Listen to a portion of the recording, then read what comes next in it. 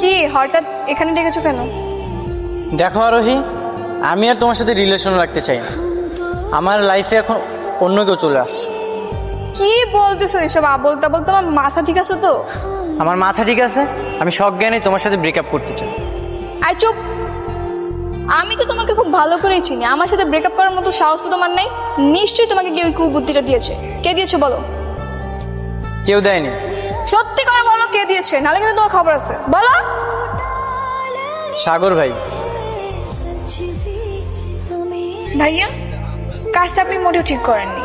আপনি কি চান না আমরা দুজন ভালো থাকি? হ্যাঁ, আমি চাই তোমরা ভালো থাকো, তাহলে আপনি কেন ওকে বলছেন আমার সাথে ব্রেকআপ করার জন্য? কারণ আমি চাই তোমরা দুজন ভালো থাকো, আর সেজন্যই তোমাদেরকে বলছি যে তোমরা ব্রেকআপ করে নাও।